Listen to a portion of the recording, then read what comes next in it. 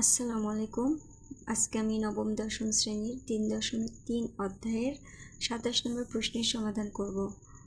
এখানে প্রশ্নে দেওয়া আছে x+2 × x+3 × x+4 × x+5 - 48 সমাধান।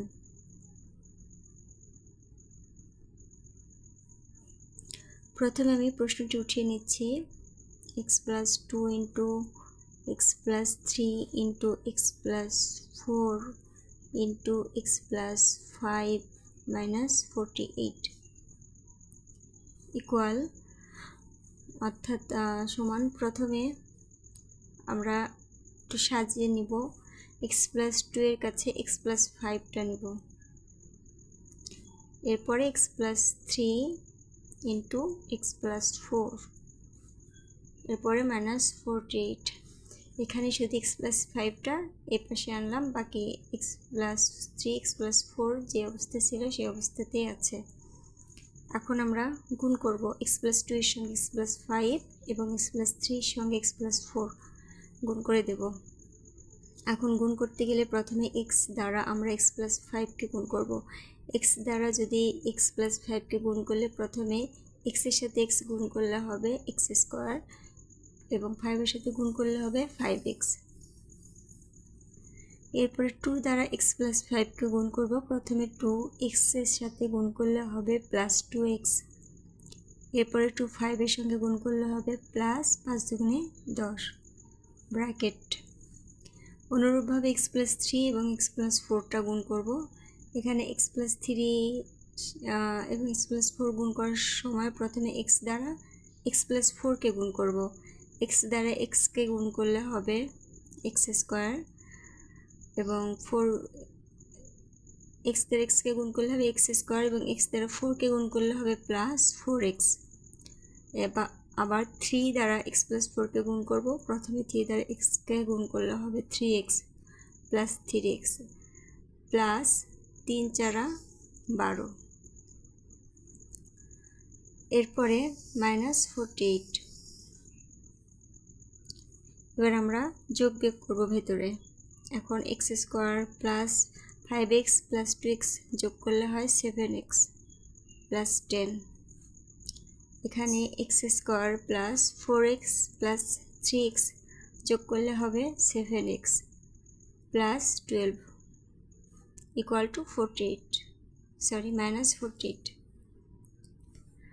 ইকুয়াল টু, এখানে আমাদের এই অংশে x² + 7x এবং এই অংশে x² + 7x প্রথম অংশটা মিল আছে, পরবর্তীতে সংখ্যাটা মিল নেই। এখানে +10, এখানে +12। যে অংশটা মিল আছে সেই অংশটাকে আমরা এ ধরে নিব। তাহলে আমরা লিখব, মনে করি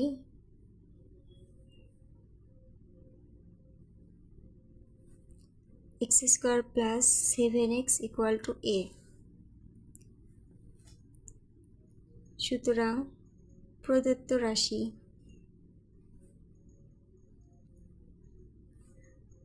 রাশি সমান, এখানে প্রদত্ত রাশি বলতে এই রাশিটি বোঝাচ্ছে এখানে x² + 7x যেখানে থাকবে সেখানে আমরা a বসিয়ে নেব। তাহলে এখানে আমরা বসাবো a + 10 এবং এখানে বসাবো a + 12 আর এখানে -48।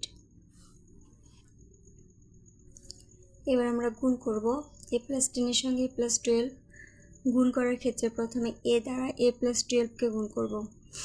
a দ্বারা a কে গুণ করলে হবে a² প্লাস 12a, 12 সঙ্গে গুণ করলে 12a বা 12a প্লাস, এবার 10 দ্বারা a + 12কে গুণ করব। 10 দ্বারা প্রথমে একে গুণ করলে হবে 10a প্লাস 10 এবং 12 অর্থাৎ 10 এবং 12 গুণ করলে হবে 120 -48।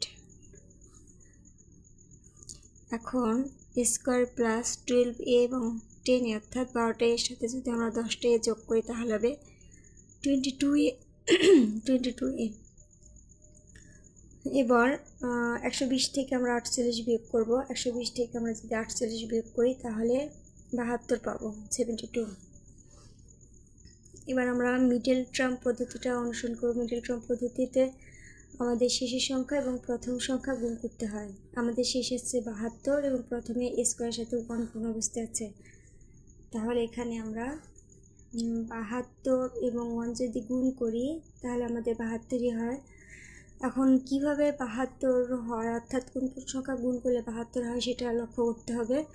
এখানে আমাদের 36 দুগুণে 72 হয়, আবার 4 18 72 হয়। এখন আমাদের খেয়াল করতে হবে এখানে 22 এটা কিভাবে মিলবে। 36-এর সাথে যদি আমরা 2 যোগ করি তাহলে হয় 38, 22 হয় না।